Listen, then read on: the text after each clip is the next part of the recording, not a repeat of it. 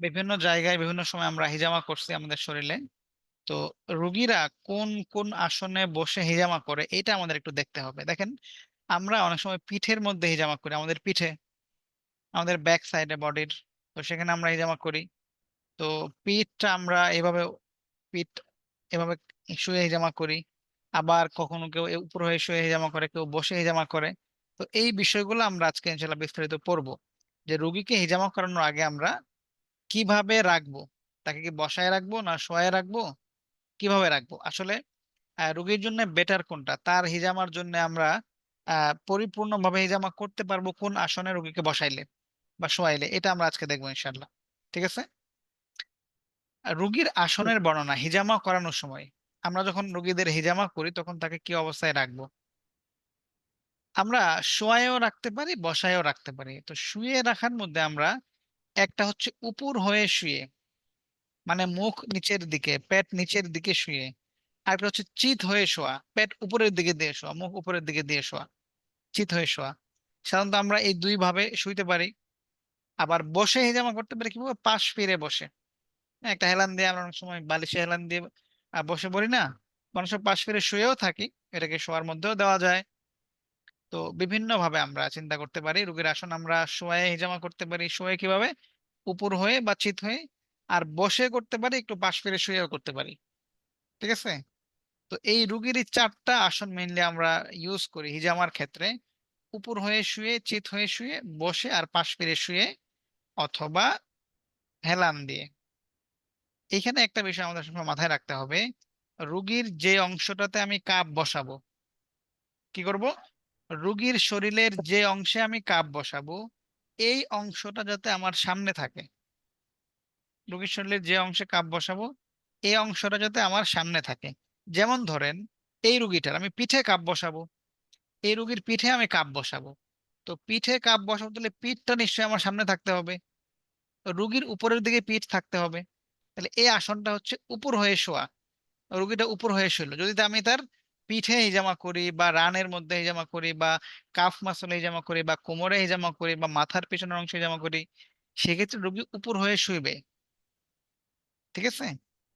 আরেকটা হলো চিত হয়ে শোয়া, যদি আমি সামনের দিকে হিজামা করি, হ্যাঁ, সেক্ষেত্রে সে চিত হয়ে শুইলো। বা হাঁটুতে হিজামা করলে, অনেক সময় পায়ে মুখে, তাহলে সে এই যে লম্বা হয়ে চিত হয়ে শুইলো।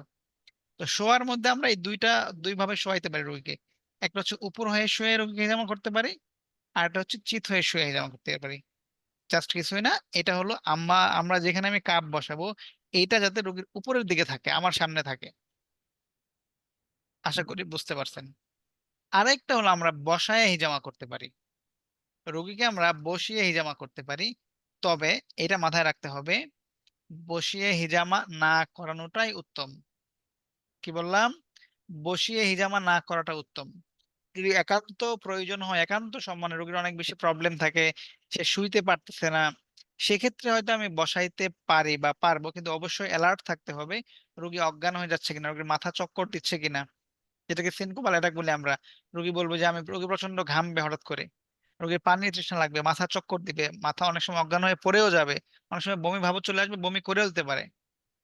এরকম বিভিন্ন কন্ডিশন আসে রোগীর সামনে।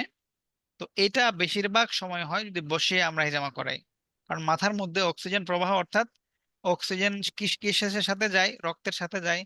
তো মাথার মধ্যে রক্ত তথা অক্সিজেন প্রবাহ সাময়িকভাবে যদি বাধাপ্রাপ্ত হয়, সেক্ষেত্রে এই প্রবলেম হতে পারে। এই জন্য আমরা রোগীকে কখনোই বসায় হিজামা করাবো না, শোয়ায় হিজামা করাবো। এই বসানোটা অপশনাল, আমাদের সামনে থাকলো অপশন হিসেবে, কিন্তু এটা আমরা বেশি ব্যবহার করবো না। আমরা বেশি ব্যবহার করবো শুয়ে হিজামা করানোটা। ঠিক আছে। এই যে রোগীর পেছনের কাপগুলো আমি ইদিলে তাকে শোয়াইতে পারতাম, সামনের কাপগুলো ইদিলে চিৎ করে শোয়াইতে পারতাম, শোয়াই জামা করতে পারতাম। ঠিক আছে। আবার অনেক সময় কিছু ধরেন গর্ভবতী মহিলার আপনি পায়ে হিজামা করলেন, বা অনেক কিছু কিছু মানুষ আসলে যাদেরকে আপনি পায়ের মধ্যে হিজামা করলেন, বা এই আমাদের নিতম্বের পাশ দিয়ে হিজামা করলেন বডির এক সাইডে, সেক্ষেত্রে হয়তো তো সে এক এক পাশে শুয়ে সে নিল, একটু হেলান দিয়ে একটু চিত হয়ে শুইলো, ওইভাবে আপনি করলেন। হ্যাঁ, যেমন এই যে এই ছবিটা আমি যদি দেখি, এইটা আসলে বসে বা শুয়ে করা মুশকিল, আর সে এক পাশে হেলান দিয়ে শুয়ে তার জন্য করা সহজ। এই জন্য আমরা বেসিক্যালি এই কয়টা পজিশনে রোগীর হিজামা করব। কি কি, আমরা রোগীকে উপর হয়ে শুয়ে করাইতে পারি হিজামা, চিত হয়ে শুয়ে করতে পারি, বসিয়ে করাইতে পারি, আর একটা হচ্ছে পাশ ফিরে শুয়ে। তো এই চারটার মধ্যে বসানোটা, বসে হিজামা করাটা আমরা পারতপক্ষে অ্যাভয়েড করব। ক্লিয়ার? তো এতটুক নিয়ে কারো কোনো প্রশ্ন বা প্রবলেম আছে কিনা আমাকে